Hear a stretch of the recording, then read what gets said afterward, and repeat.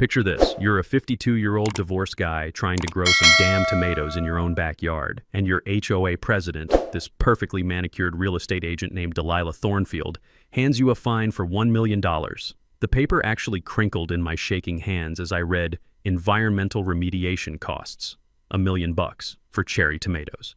But here's the thing Delilah didn't know while she was power tripping in her white Lexus and clicking those designer heels across my patio.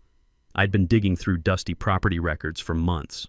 And that precious clubhouse where she holds her little kangaroo courts, it's built on my land. Fast forward to the most epic HOA meeting in Arizona history. Packed room, TV cameras rolling, and me dropping a surveyor's report that made Delilah's face go whiter than her SUV. What would you do if your HOA tried to fine you $1 million for growing tomatoes? Drop a comment and tell me where you're watching from. I want to see how many of you are dealing with HOA nightmares right now. Let me back up and tell you how this whole mess started. My name's Fletcher Blackwood. Yeah, I know, sounds like a character from some cheesy romance novel, but that's what my parents stuck me with. I'm 52, recently divorced, and an automotive engineer who spent 30 years designing transmissions for Ford. After my ex-wife decided she needed to find herself with her yoga instructor, I took my settlement money and bought a house in Briarwood Estates, this middle-class suburb about 40 minutes outside Phoenix. The desert air still held that crisp bite of February morning when I first walked this property. It was a corner lot with a massive backyard, almost a quarter acre, and the previous owner had let it turn into basically a gravel wasteland dotted with dying palm trees. You could hear the distant hum of the freeway mixing with sprinkler systems and leaf blowers, typical suburban soundtrack that somehow felt peaceful after months of divorce lawyer meetings, perfect for my plans. See, my old man taught me to garden when I was 8 years old back in Michigan. It was our thing, you know. Every weekend, we'd be out there with our hands in the dirt, and he'd tell me stories about growing up during the Depression when a vegetable garden meant the difference between eating and going hungry. The smell of fresh soil and tomato plants always took me back to those Saturday mornings with him. After the divorce, I needed something that was mine. Something my ex couldn't criticize as impractical or messy. So I'm thinking, corner lot, big yard, privacy fence. I can finally grow the vegetables I've been dreaming about for decades. The neighborhood seemed perfect during my house hunt. Mix of retirees and working professionals, nobody too fancy, but everyone took care of their places.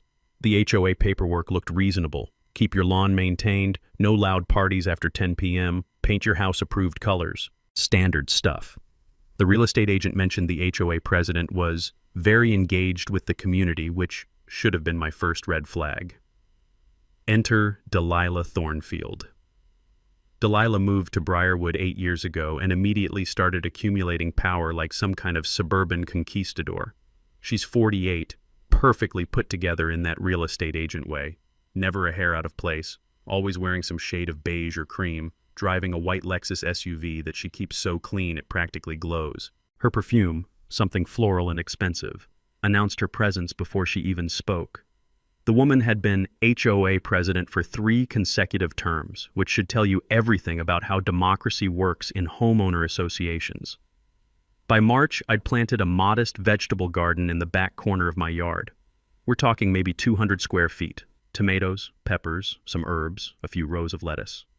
Completely hidden from the street, tucked behind my shed, following every guideline in the HOA handbook. I was proud of that little plot. For the first time in months, I felt like I was building something instead of just picking up pieces. That's when Delilah showed up. I'm out there one Saturday morning transplanting some basil seedlings when I hear the sound of her heels clicking across my flagstone patio like a countdown timer. She didn't knock, didn't announce herself, just marched into my backyard like she owned the place. "Mr. Blackwood," she said, and even my name sounded like an accusation the way she said it. "We need to discuss your landscaping choices." I straightened up, wiping dirt off my hands. "What about them?" She gestured at my garden like I'd planted a meth lab. "This violates our community's aesthetic standards." I pulled out my phone and showed her the HOA bylaws I'd downloaded.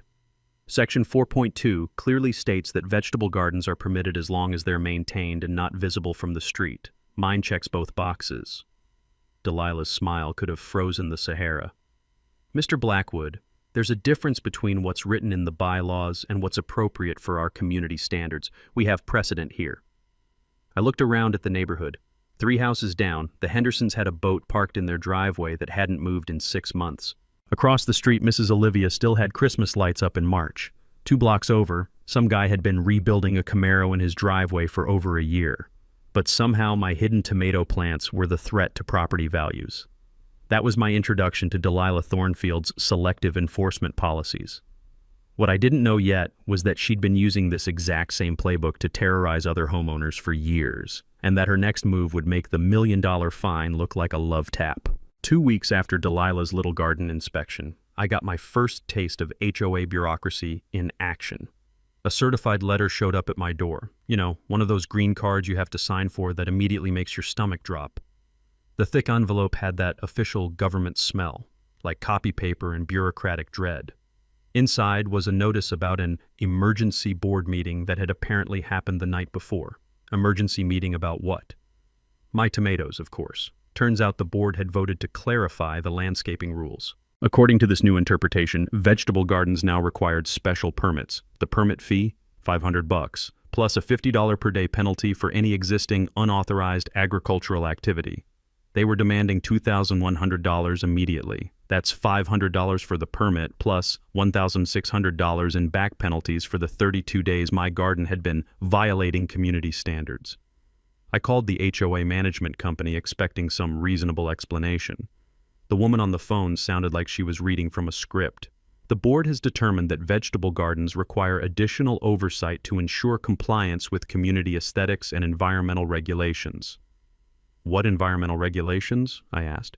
You'll need to discuss that with the board president. So I did what any reasonable person would do. I started digging. During my divorce, I'd learned that HOA boards must provide proper notice before rule changes, and emergency meetings are only for genuine emergencies like safety threats. This whole clarification vote violated basic procedural requirements that could invalidate their decision entirely. What I found was fascinating. 3 of the 5 board members were current clients of Delilah's real estate company. Cornelius Murphy, my elderly neighbor who'd fought in Korea, had mentioned this to me over the fence one day while admiring my pepper plants. That woman's got more conflicts of interest than a Vegas casino, Cornelius had said, adjusting his veteran's cap. But nobody wants to rock the boat, you know? She's got ways of making life difficult. Armed with my research, I showed up to the next monthly board meeting. The clubhouse was mostly empty. Just me, the 5 board members, and Mrs. Patterson, who came to every meeting to complain about dog walkers. Delilah sat at the head of the table like she was running a Fortune 500 company instead of a suburban HOA. I presented my case: improper notice, conflict of interest, selective enforcement. I had photos of all the violations Delilah ignored while targeting my garden. I quoted the state statutes I'd memorized. I was polite, professional, and completely prepared. Delilah listened with that same frozen smile, then reached into her briefcase and pulled out a manila folder. "Mr. Blackwood, I appreciate your research," she said, the word dripping with condescension. "But you seem to be forgetting something important." She slid a document across the table. "This is a petition signed by 47 residents expressing serious concern about your unauthorized landscaping and its impact on neighborhood property values." I stared at the petition. 47 signatures, in a neighborhood where I'd maybe spoken to a dozen people total. The paper smelled like fresh toner. It had obviously been printed recently. "I'd like to examine this petition," I said. "I'm sorry, but resident privacy prevents us from sharing personal information." That night, I did something I'd never done before. I went door to door in my own neighborhood. Not to campaign for anything, just to ask a simple question. "Did you sign a petition about my vegetable garden?" The results were eye-opening. Out of the 30 houses I visited, only 3 people even knew I had a garden. None of them had signed any petition. Mrs. Olivia across the street actually asked if she could get some gardening tips. The Henderson family with the boat in their driveway said they'd been thinking about starting their own garden. But here's where it got interesting. When I asked the Hendersons about HOA violations, they pulled out a folder of their own. Turns out they'd been getting violation notices too, but only after their teenage son had gotten into an argument with Delilah's nephew at school. Suddenly, their boat became a parking violation. Their basketball hoop was improperly positioned, and their fence needed immediate maintenance. The pattern was becoming crystal clear. Delilah wasn't enforcing rules. She was settling scores. So I made my counter move. The next morning, I filed a formal complaint with the state HOA regulatory board, documenting the procedural violations, conflicts of interest, and what appeared to be fraudulent petition signatures. I also requested copies of all HOA financial records, which they're legally required to provide within 10 business days. But the real kicker came when I ran into Cornelius that evening. He was chuckling as he watered his roses. "You stirred up a hornet's nest, Fletcher," he said. "Delilah came by this afternoon asking if I'd sign some petition. When I said no, she got real flustered and asked if I'd be willing to sign one now." That's when I realized Delilah had just made her first major mistake, and I was going to make sure it wouldn't be her last. If I thought Delilah would back down after my state complaint, I was dead wrong. The woman doubled down like she was playing poker with Monopoly money. Starting the very next week, I began receiving violation notices that would make a prison warden blush. Monday, my car was parked 6 inches over my driveway line. Fine, $100 plus $25 per day until corrected. Wednesday, my trash cans were visible from the street for 4 hours after pickup. Another $100, plus daily penalties.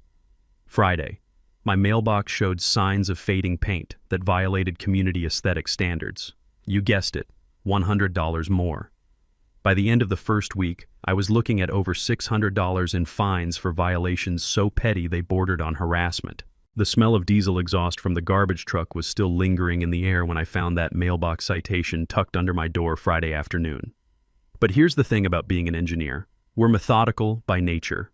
Every violation notice went into a file folder, along with photos, timestamps, and weather conditions. I started documenting everything with the precision of a crime scene investigator. That's when I caught my first real break. I'd installed a basic security camera system after the garden incident, just a couple of wireless cameras from Costco pointed at my driveway and front yard. Tuesday morning at 6:17 a.m., my phone buzzed with a motion alert. There was Delilah in her perfect white Lexus pulling a tape measure out of her purse and checking the distance from my car to my property line. She was literally hunting for violations. The footage was beautiful, crystal clear video of the HOA president trespassing on my property at dawn to manufacture citation opportunities. I saved 3 copies and called my buddy Mike from work, who'd gone through a nasty HOA battle 2 years earlier.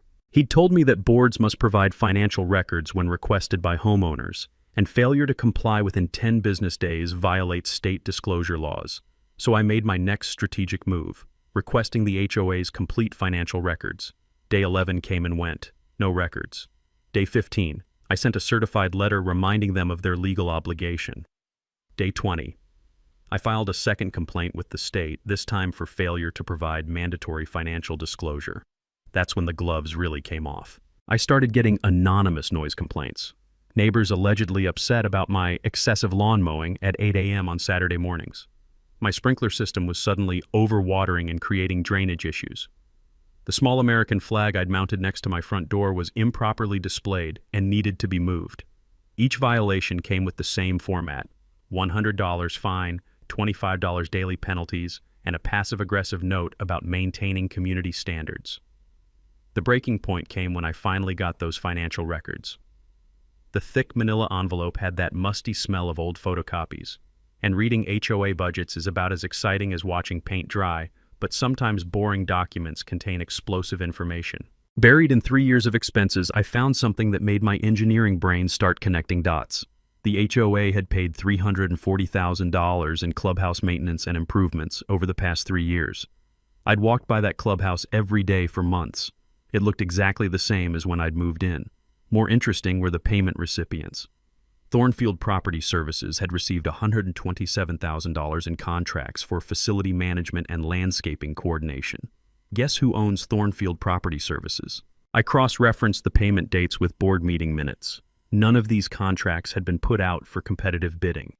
In fact, most weren't even mentioned in the official minutes. When I was researching HOA law during my divorce prep, I'd learned that board members personally benefiting from contracts without proper disclosure is called self-dealing, and it can void the contracts entirely. But the real smoking gun was what I found next. Going through the bank statements line by line, I discovered multiple payments to something called Southwest Political Consulting, totaling $18,000 over 2 years. A quick Google search revealed this was a local campaign management firm.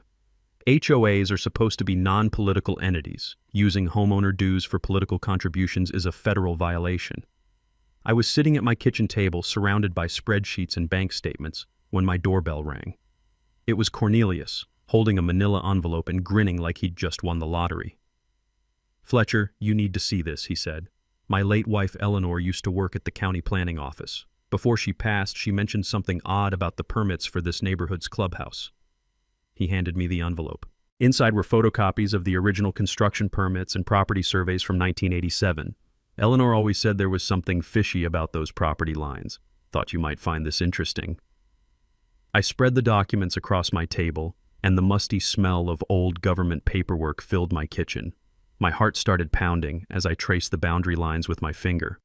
According to the original developer's survey, my corner lot extended 15 feet further east than I'd realized. The clubhouse wasn't just near my property line, it was sitting on my land. You'd think discovering that the HOA clubhouse was built on my property would be enough leverage to end Delilah's harassment campaign. You'd be wrong, because apparently, when you corner a suburban dictator, they don't surrender, they go nuclear. 3 days after Cornelius showed me those property documents, I received what can only be described as the most ridiculous piece of mail in human history. An official HOA notice declaring my vegetable garden a severe environmental hazard requiring immediate remediation. The estimated cost? $1 million. Let me repeat that. $1 million for tomatoes. According to Delilah's expert assessment, my organic fertilizer was allegedly contaminating groundwater throughout the entire neighborhood. The notice demanded immediate removal of all plants, soil replacement to a depth of 6 feet, and installation of an environmental monitoring system, all at my expense, naturally. The paper felt expensive in my hands. Heavy stock, official letterhead, the kind of document designed to intimidate. But the more I read, the more obvious it became that this was complete nonsense. Environmental hazard? I was using basic compost and organic fertilizer you can buy at Home Depot. Hell, my ex-wife used stronger chemicals on her roses. So I called Delilah's bluff. $800 later, I had a certified environmental consultant named Dr. Rebecca Martinez standing in my backyard with soil testing equipment. Dr. Martinez has a PhD in environmental science and 20 years of experience with actual contamination sites. Think Superfund cleanups, not suburban vegetable gardens. She spent 3 hours taking samples, measuring pH levels, and testing for every chemical compound known to humanity. Her report was definitive. My garden posed zero environmental risk. In fact, my organic gardening practices had actually improved the soil quality compared to the rest of the neighborhood. The only thing my tomatoes were contaminating was Delilah's fantasy of absolute power. But here's where things got really interesting. When I submitted Dr. Martinez's report to contest the fine, I also filed a harassment complaint with the local police. Turns out Officer Johnson had been getting weekly calls from someone reporting suspicious activity at my address for the past month. "Let me guess," Officer Johnson said, sitting in my living room and flipping through his incident reports. "Middle-aged woman, drives a white Lexus, very concerned about community safety. That would be her. Mr. Blackwood, I've been a cop for 15 years. This isn't about garden safety. This is harassment, plain and simple." Meanwhile, my research into Eleanor's property documents was yielding fascinating results. I'd hired a professional surveyor, cost me another $600, but worth every penny for the look I was planning to put on Delilah's face. His findings confirmed what the old records had suggested. Not only was the clubhouse sitting on my land, but so was the premium parking area and half the pool deck. The total encroachment was worth approximately $400,000 in improvements built on property I'd been paying taxes on for 8 months. That evening, I called the real estate attorney my buddy Mike had recommended during his own HOA nightmare. One phone consultation later, I learned something that made my head spin. Property owners can charge rent for unauthorized use of their land, calculated at fair market value. 8 years of back rent at $2,000 per month equals $192,000, plus interest. Suddenly, Delilah's $1 million fine was looking pretty small compared to what the HOA actually owed me. But Delilah wasn't done with her scorched earth campaign. The harassment escalated beyond anything I could have imagined. She started spreading rumors around the neighborhood about my mental stability and the dangerous chemicals I was allegedly storing. The Henderson family mentioned that Delilah had approached them with concerns about property values, suggesting they might want to distance themselves from their association with me. That's when my security cameras caught something that changed everything. Tuesday night, 2:47 a.m., motion alert. My phone lit up with a notification, and I watched in real time as Delilah crept across my backyard toward my garden. She was carrying what looked like a container of liquid and moving with the stealth of someone who definitely shouldn't be there. I grabbed my robe and a flashlight and stepped outside. The desert night air was cool against my skin, and somewhere in the distance, a coyote howled. "Can I help you with something, Delilah?" She nearly jumped out of her skin, dropping the container she'd been carrying. The sharp chemical smell of herbicide hit the air immediately, the industrial strength stuff that kills everything it touches. I was just checking for signs of the contamination," she stammered. "At 3 a.m? On my property? With plant killer?" The look on her face was priceless, like a kid caught with their hand in the cookie jar, if the cookie jar was full of illegal harassment tactics and criminal intent. I called the police immediately. Officer Johnson arrived within minutes, took one look at the spilled herbicide and Delilah's guilty expression, and placed her under arrest for criminal trespassing and attempted property destruction. As the patrol car pulled away with Delilah in the back seat, I realized something important. She'd just escalated this from a civil dispute to a criminal matter. And now I had her on video attempting to destroy the very garden she'd been claiming was an environmental hazard. Sometimes your enemies defeat themselves. You just have to be patient enough to let them. The morning after Delilah's arrest, I sat in my kitchen with 3 cups of coffee and the most important documents of my life spread across the table. The papers had that musty smell of old government offices, but they were about to change everything. Eleanor's original 1987 survey, my new professional survey, and my property deed, all telling the same incredible story. The clubhouse wasn't just encroaching on my land, it was sitting 15 feet onto my property, along with the premium parking area where board members always parked their cars, and half of the fancy pool deck where the neighborhood kids spent their summers. I called the surveyor back to triple-check the measurements, my hands actually shaking as I dialed. "Are you absolutely certain about these boundaries?" "Mr. Blackwood, I've been doing this for 23 years. Your property line runs right through the middle of that clubhouse. The HOA has been using your land illegally since the day it was built." The math was staggering.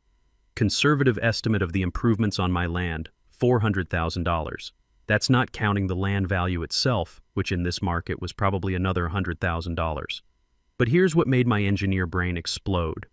I'd been paying property taxes on that 15-foot strip for 8 months, while the HOA used it for their exclusive benefit. Every monthly dues payment from every homeowner had been subsidizing improvements on my property that I already owned and paid taxes on. I made an appointment with Sarah Olivia, the real estate attorney Mike had recommended. Her office had that leather and legal confidence smell that either means you're about to get justice or go bankrupt trying. After reviewing my documents for 30 minutes, she looked up with the kind of smile lawyers reserve for slam-dunk cases.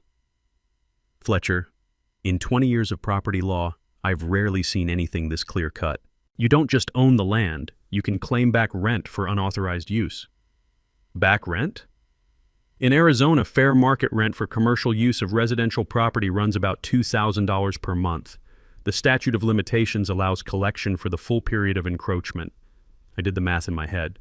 8 years times $2,000, $192,000 in unpaid rent plus interest. And that's just the beginning. My coffee had gone cold, but I couldn't stop staring at the survey documents. All those months of harassment, fines, and intimidation, while Delilah conducted her reign of terror from a building sitting on stolen land. But Sarah wasn't done dropping bombshells. "There's something else." She pulled out a thick manila folder that landed on her desk with a satisfying thud. I pulled the HOA's incorporation documents and found some very interesting details about the original property transfer.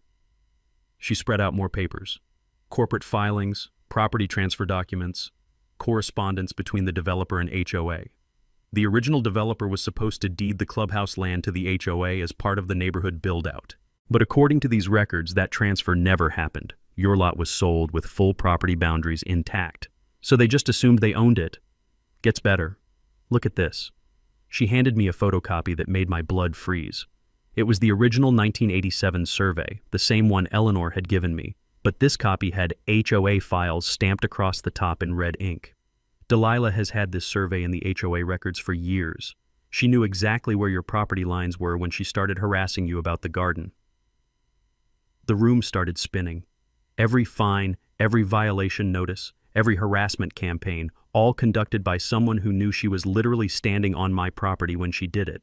She knew the whole time, I whispered. Which transforms this from a simple property dispute into intentional harassment, fraud, and possibly criminal conspiracy. Fletcher, you don't just have leverage, you have a nuclear weapon. For months, I'd been playing defense, but now I was holding cards that could blow up Delilah's entire operation, and I was going to enjoy every minute of it. The next phase of my operation required careful planning. You don't bring down a suburban dictator without assembling the right team and building an airtight strategy. I'd learned during my divorce that preparation beats passion every time, and this situation called for surgical precision. First, I needed allies. Cornelius was already in my corner. The old Korean war vet had been watching Delilah's harassment campaign with the tactical eye of someone who'd seen real tyrants in action. When I knocked on his door that Thursday evening, the smell of his legendary coffee hit me before he even opened up. "So, you found out about the Clubhouse," he said before I even sat down. "Eleanor knew, didn't she?" Eleanor knew everything that went on in this neighborhood. She also knew that most people don't want to rock the boat, even when the boat's sinking. He poured 2 cups of coffee that could probably power a small aircraft. "But you're different, Fletcher. You're not afraid to fight." The Henderson family was my next stop.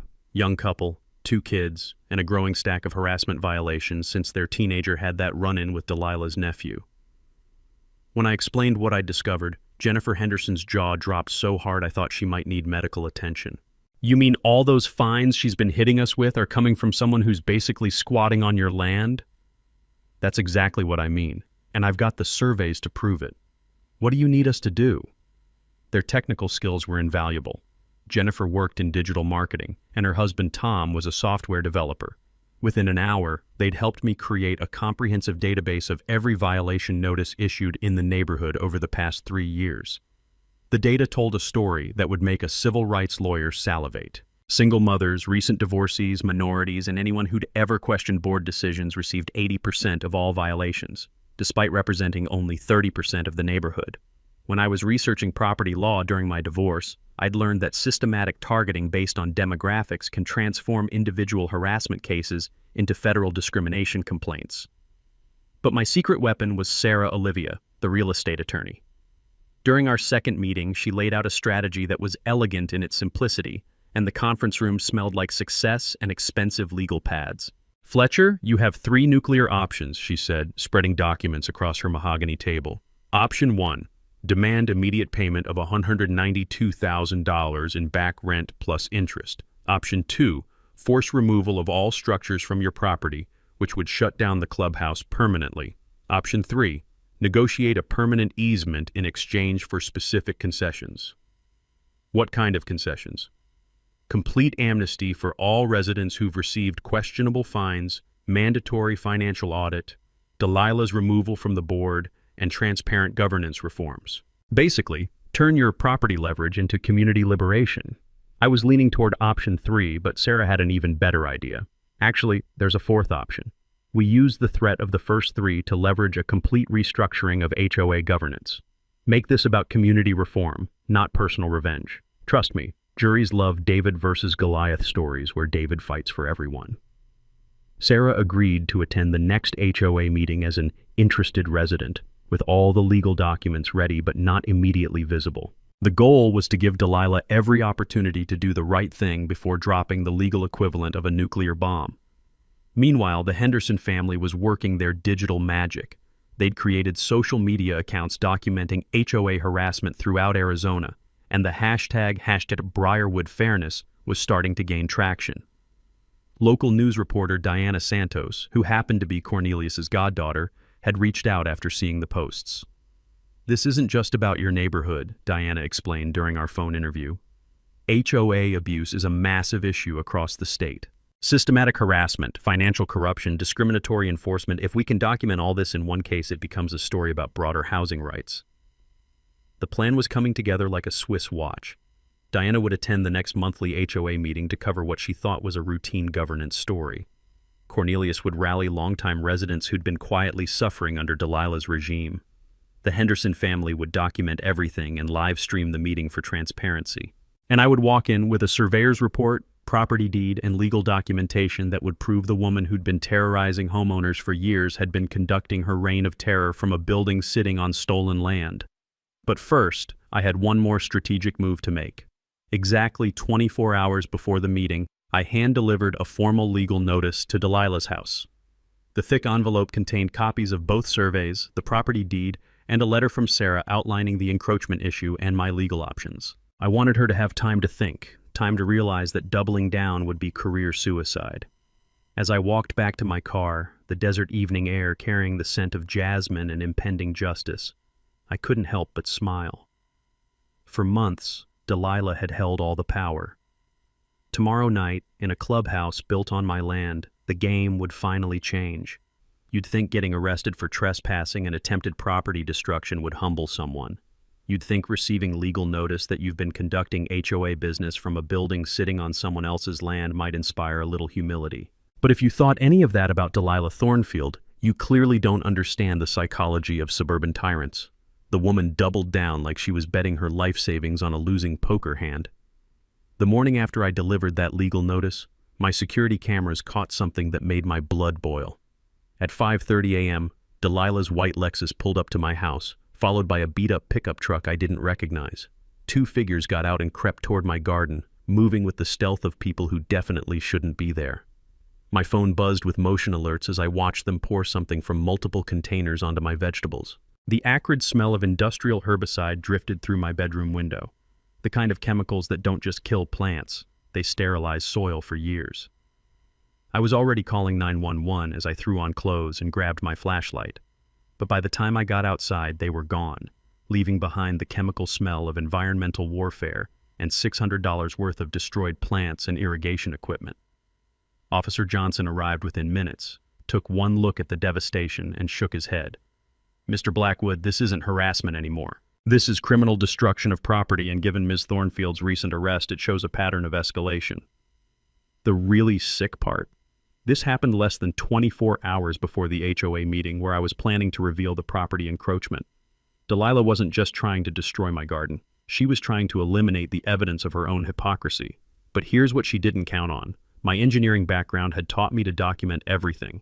I had photos of the garden before and after, receipts for every plant and piece of equipment, and high-definition security footage of the entire incident. More importantly, I had neighbors who'd finally reached their breaking point. The Henderson family came over as soon as they heard the police sirens, followed by Cornelius, Mrs. Olivia, and 3 other families who'd been quietly suffering under Delilah's harassment.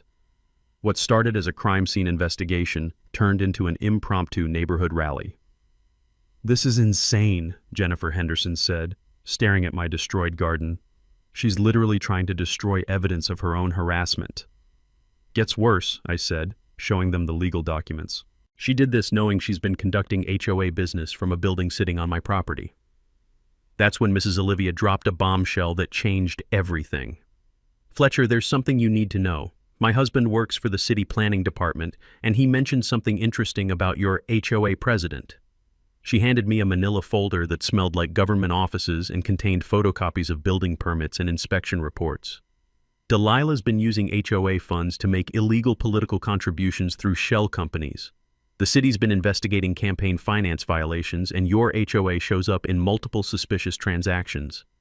I flipped through the documents, my engineer brain processing the implications. Delilah hadn't just been stealing from homeowners through inflated contracts. She'd been using community funds to buy political influence. How much are we talking about? Over $50,000 in illegal contributions over 3 years. That's federal election law violations on top of everything else. The crowd of neighbors was growing, and the mood was shifting from sympathy to outright anger.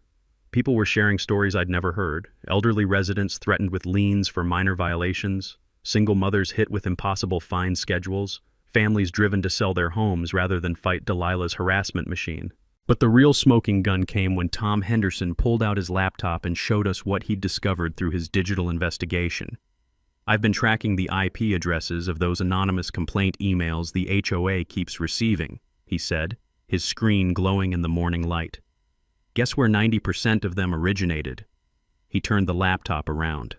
Every anonymous complaint about noise violations, parking infractions, and community standards had been submitted from the same IP address, Delilah's home office. She'd been manufacturing complaints to justify her harassment campaigns.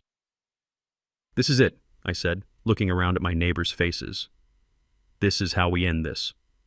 Officer Johnson finished his report and walked over to our impromptu strategy session. "Mr. Blackwood, I need you to know that Ms. Thornfield violated her bail conditions by coming onto your property. She'll be arrested again before the day is over." "What about the accomplice?" "We're working on identifying the driver of that pickup truck. But given the pattern of harassment and the timing, less than 24 hours before your HOA meeting, this looks like witness intimidation and obstruction of justice." As the police car pulled away and my neighbors headed home to prepare for the evening's confrontation, I stood in my destroyed garden and realized something important.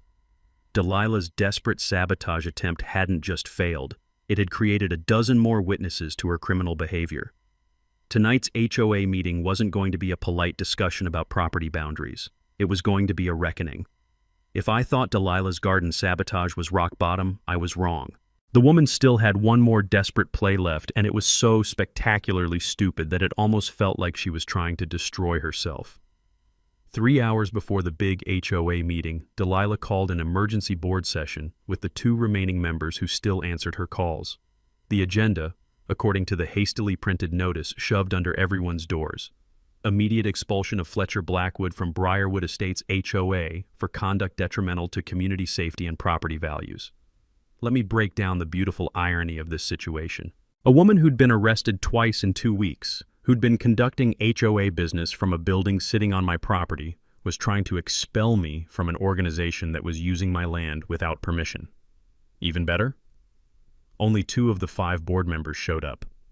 Board member Patricia Walsh had already resigned via email that morning, citing ethical concerns about current leadership. Board member Robert Kim sent a terse message declining to participate in what he called legally questionable proceedings. That left Delilah, her real estate client Monica Stern, and longtime board member Harold Price, who looked like he'd rather be getting a root canal. The emergency meeting lasted exactly 12 minutes.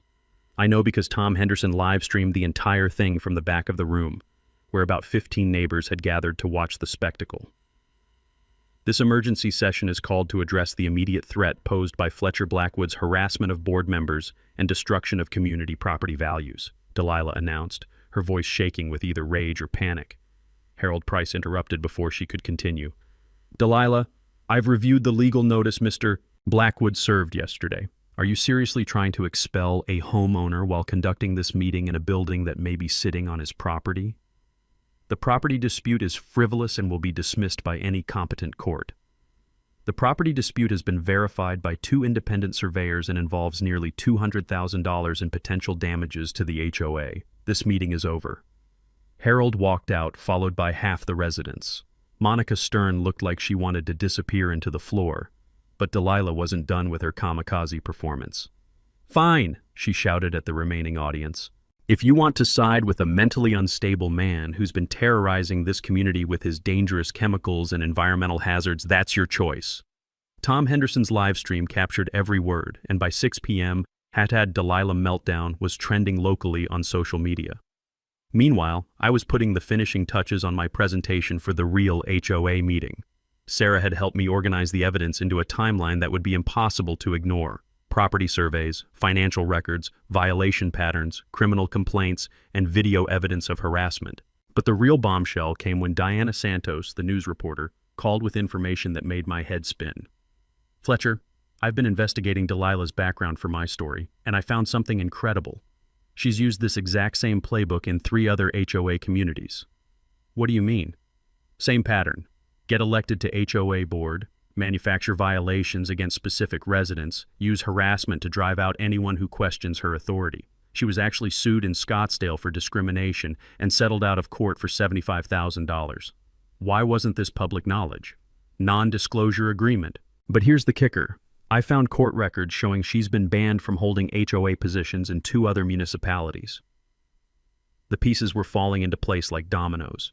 Delilah hadn't just stumbled into corruption. She was a serial HOA predator who'd been perfecting her harassment techniques across multiple communities. By 6:45 p.m., the clubhouse was packed beyond capacity. 67 residents showed up, a record for any HOA meeting in neighborhood history. Diana Santos set up her camera equipment while her cameraman tested lighting angles. Police officers Johnson and Martinez were stationed outside just in case things got heated. The room buzzed with nervous energy, and the smell of anticipation mixed with freshly brewed coffee from the kitchen area. Cornelius had rallied the longtime residents, the Henderson family had organized the younger families, and even Mrs. Patterson, who usually only came to complain about dog walkers, was there with a notebook full of her own harassment stories. At exactly 7 p.m., Delilah walked into the clubhouse like she was entering a gladiatorial arena. Her usual perfect composure was cracking around the edges, her makeup was slightly smudged, her hair wasn't quite right, and she kept glancing nervously at the news camera. Sarah Olivia sat in the third row, legal documents in a manila folder on her lap, ready to deploy the nuclear option if necessary. I took my seat in the front row, property surveys and deed in hand, surrounded by neighbors who'd finally found the courage to stand up to a bully. As Delilah called the meeting to order, her voice barely steady, I realized that this wasn't just about my vegetable garden anymore. This was about 47 families who'd been living under the thumb of a suburban dictator, and tonight was their liberation. The revolution was about to begin. The moment Delilah called the meeting to order, you could feel the electricity in the room. 67 residents packed into a clubhouse designed for maybe 40, with Diana Santos's news camera capturing every second and 2 police officers visible through the windows. The air conditioning couldn't keep up with the crowd, and the room had that charged atmosphere of a powder keg waiting for a spark. Tonight's agenda includes routine business and, Delilah glanced nervously at the camera, addressing recent disruptions to community harmony. That's when I stood up. Point of order, Madam President. I'd like to add an item to tonight's agenda under new business. Delilah's knuckles went white as she gripped her gavel. The agenda is closed, Mr. Blackwood. Actually, according to Robert's Rules of Order, which this HOA is legally bound to follow, any homeowner can introduce new business with proper motion and second. Cornelius immediately stood. I second Mr. Blackwood's motion. All in favor? I asked. 43 hands shot up around the room. Even some of Delilah's former allies were raising their hands. Delilah looked like she was watching her empire crumble in real time. What is your new business item? I walked to the front of the room, pulled out the professional survey, and taped it to the easel where Delilah usually displayed her PowerPoint presentations about community standards. Property boundary clarification for the Briarwood Estates clubhouse facility. The room went dead silent. You could hear the hum of the fluorescent lights and the distant sound of traffic on the main road. This is the original 1987 survey from when our neighborhood was developed, I said, pointing to the faded document. And this is a current professional survey I commissioned 3 weeks ago. I taped the second survey next to the first one. Both surveys show the same thing. This clubhouse, the premium parking area, and half of the pool deck are built on my property. The murmur that rippled through the crowd sounded like a wave breaking on the shore. Delilah shot to her feet. That's ridiculous. Mr. Blackwood is clearly trying to disrupt our community with frivolous legal threats. Is $192,000 in back rent frivolous? I asked calmly. The room erupted. Residents were turning to each other, voices rising, some people standing to get a better look at the surveys. Diana Santos signaled her cameraman to zoom in on the documents. Order! Delilah banged her gavel so hard I thought she might break it. This meeting will not be disrupted by what? I interrupted. By a homeowner pointing out that you've been conducting HOA business from a building sitting on his land? That's when Sarah Olivia stood up, manila folder in hand. If I may, I'm Sarah Olivia, real estate attorney specializing in property disputes. I've reviewed Mr. Blackwood's documentation and his claim is legally sound. The HOA has been using his property without permission for 8 years. Delilah's face had gone from flush to pale. You can't just bring lawyers to an HOA meeting to intimidate. Actually, Sarah continued smoothly, there's something else the community should know. According to HOA records, President Thornfield has had copies of the original survey showing this property encroachment for over 2 years. The room exploded again. This time the voices were angry. She knew? Someone shouted from the back. How long has she been lying to us? Jennifer Henderson stood up with her laptop. Since we're sharing information, everyone should know that 90% of the anonymous complaints our HOA receives come from the same IP address, President Thornfield's home office. "That's not true!" Delilah screamed, all pretense of professional composure gone. "I can show you the digital forensics right now," Tom Henderson called out, holding up his phone with the live stream data. That's when Officer Johnson stepped through the front door. "Ms. Thornfield, you're under arrest for violation of bail conditions and witness intimidation. You have the right to remain silent." The room went dead quiet as Delilah was read her rights in front of 67 neighbors and a rolling news camera. Her perfectly styled hair was coming undone, her makeup was smeared, and she looked nothing like the suburban dictator who'd been terrorizing homeowners for years. As the police led her toward the door, I made my final move. "Before this meeting ends, I want everyone to know that I'm prepared to grant the HOA a permanent easement for the clubhouse and pool area in exchange for 3 conditions. The room focused on me with laser intensity. First, complete amnesty and refund for all illegitimate fines issued to residents over the past 3 years. Second, mandatory financial audit and transparency reforms. Third, new board elections within 60 days. The applause started slowly, then built to a thunderous roar that probably woke up half the neighborhood. Diana Santos stepped forward with her microphone as the crowd began to quiet down. "Mr. Blackwood, how does it feel to discover that your HOA clubhouse was built on your land?" I looked around the room at my neighbors, people who'd been living in fear of harassment and illegal fines, who'd finally found the courage to stand up to a bully. "It feels like justice," I said. "And it feels like home." 6 months later, I'm sitting in my rebuilt vegetable garden, watching the sunset paint the Arizona sky in shades of orange and purple, and I can barely believe how much has changed. The tomatoes are thriving, the peppers are coming in beautifully, and for the first time since my divorce, I feel like I'm exactly where I'm supposed to be. The immediate aftermath of that epic HOA meeting was pure chaos, but the good kind. Within 24 hours, Diana Santos's news story had gone viral across Arizona. "Homeowner discovers HOA clubhouse built on his land" became the most watched local news segment of the year, and suddenly every media outlet in the Southwest wanted to talk about HOA reform. Delilah pled guilty to harassment, embezzlement, and campaign finance violations. She was sentenced to community service, ordered to pay full restitution to every homeowner she'd illegally fined, and permanently banned from holding any HOA position in the state. Her real estate license was revoked, and last I heard, she'd moved to Nevada to start over. The financial audit revealed exactly what we suspected: $340,000 in inflated contracts, $50,000 in illegal political contributions, and systematic theft that had been bleeding our community dry for years. Every homeowner received a refund check averaging $2,200, money that had been stolen through fake violations and fraudulent maintenance contracts. But the real victory was what happened to our community.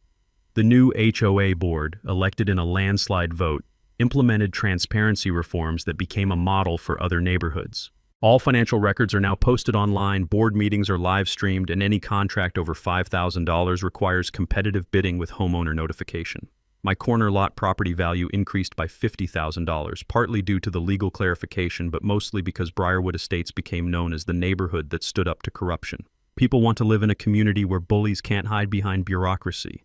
The vegetable garden that started this whole mess has become a community focal point. What began as my personal therapy project now feeds 12 families through our neighborhood food sharing program. Kids stop by after school to help with watering, and elderly residents share gardening wisdom from their own childhoods. Cornelius and I have become genuine friends, bonding over morning coffee and evening garden work. He often jokes that Eleanor would have loved watching Delilah get arrested in the clubhouse. She always said karma was patient, but never forgot an address, he tells me. The Henderson family's hashtag Briarwood Fairness inspired HOA reform movements across 3 states. Jennifer now runs a nonprofit helping homeowners fight harassment, and Tom's digital forensics skills have exposed corruption in dozens of communities. My $192,000 settlement with the HOA went toward establishing the Briarwood Community Justice Fund, providing free legal assistance for homeowners facing harassment anywhere in Arizona. We've helped 43 families fight bogus fines and illegal board actions with a 90% success rate. The fund also sponsors our annual garden festival, which has become a celebration of community resilience and a fundraiser for the local food bank. This year's festival drew over 800 people, raised $15,000 for charity, and featured a keynote speech from Diana Santos about the power of grassroots journalism. The most satisfying moment came 3 weeks ago when I received a handwritten letter from a single mother in Tucson. Her HOA had been harassing her with impossible fines until she used our legal template and documentation methods to fight back. Her board president resigned within a month, and her community implemented our transparency reforms. "Thank you for showing us that we don't have to be victims," she wrote. "Your story gave us the courage to stand up for ourselves." That's when it hit me. This was never really about property lines or vegetable gardens or even stopping one corrupt HOA president. It was about proving that ordinary people can fight back against systematic bullying and win. Sometimes you have to plant your flag, literally and figuratively, and refuse to be pushed around. So here's my challenge to everyone watching. If you're dealing with HOA harassment, document everything, know your rights, and don't fight alone. Share your story in the comments. You might inspire someone else to stand up to their neighborhood bully. And hey, if you enjoyed watching a suburban dictator get her comeuppance, hit that subscribe button and ring the notification bell.